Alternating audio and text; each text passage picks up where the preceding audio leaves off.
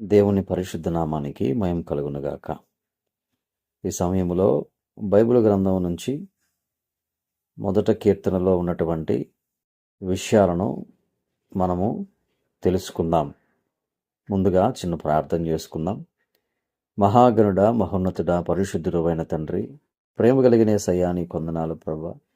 ఈ సమయంలో నాయన మరి బైబిల్ గ్రంథం నుంచి ప్రభా మొదటి కీర్తన భాగమును ధ్యానం చేస్తూ ఉండగా మీరే మాతో మాట్లాడి మమ్మల్ని బలపరచమని వేడుకుంటూ యేసు నామములో ప్రార్థన చేసి పొంది ఉన్నాము పరమ తండ్రి, ఆమెన్. అందరికీ వందనాలు. మొదటి కీర్తన భాగాన్ని మనము చక్కగా ధ్యానం చేద్దాం. ఈ మొదటి కీర్తనలో 1 నుంచి 6 వచనాలు మనకి కనిపిస్తూ ఉంటాయి. ఈ మొదటి కీర్తనలో ఉన్నటువంటి సారాంశం ఏమిటి అంటే, మొదటి కీర్తనలో నీతిమంతుల జీవితం మరియు దుష్టుల జీవితం మధ్య తేడాను స్పష్టంగా భక్తుడు రాస్తా ఉన్నాడు. నీతిమంతుడు దుష్టు సలహాలను అనుసరించడు, పాపుల మార్గములో నడువడు. అతడు యెహోవా ధర్మశాస్త్రాన్ని ప్రేమించి దానిపై దినమంతా ధ్యానిస్తాడు. అలాంటి వ్యక్తి నీటి ప్రవాహాల దగ్గర నాటబడిన చెట్టులా ఫలిస్తాడు. అతని జీవితం విజయవంతంగా ఉంటుంది. దుష్టులు అలా ఉండరు. వారు గాలికి ఎగిరిపోయే పొట్టులా ఉంటారు. చివరికి నీతిమంతుల మార్గాన్ని యెహోవా తెలుసుకుంటాడు. దుష్టుల మార్గం నాశనానికి దారితీస్తుంది. నేర్చుకోవలసినటువంటి విషయాలు ఏంటంటే, సరైన మార్గాన్ని ఎంచుకోవటం ముఖ్యం. మనం ఎవరిని అనుసరిస్తామో మన జీవితాన్ని అది నిర్ణయిస్తుంది. 2, దేవుని వాక్యంపై ధ్యానం జీవితం మారుస్తుంది.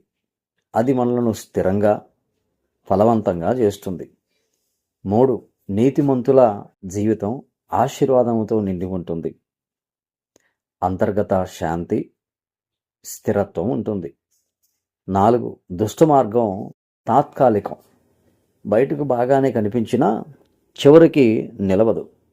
5, దేవుడు మన మార్గాన్ని గమనిస్తాడు. మంచి మార్గంలో నడిచేవారిని ఆయన కాపాడతాడు. ఫలితం ఏంటి అంటే, దేవుని ధర్మశాస్త్రాన్ని అనుసరించి నీతిమంతులుగా జీవించేవారు ఆశీర్వదించబడతారు. దుష్టుల మార్గాన్ని అనుసరించేవారు చివరికి నాశనాన్ని పొందుతారు. ఇంకా చెప్పాలంటే, మంచి మార్గం జీవనాన్ని ఇస్తుంది, చెడు మార్గం నాశనానికి దారితీస్తుంది. ఒక ఉదాహరణ బైబిల్ నుంచి. యోసేపు, ఆదికాండం 39వ అధ్యాయం. యోసేపు పాప మార్గములోకి వెళ్లకుండా దేవుని భయంతో జీవించాడు. పోతీఫర్ భార్య ప్రలోభపెట్టినా ఆయన దుష్టతను తిరస్కరించాడు. కొంతకాలం కష్టాలొచ్చినా చివరికి దేవుడు యోసేపును ఆశీర్వదించి గొప్ప స్థితికి చేర్చాడు.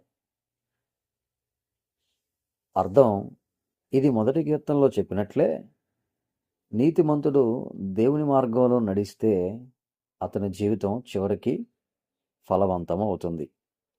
దేవునికి మహిమ కలుగునుగాక. అందరికీ వందనాలు.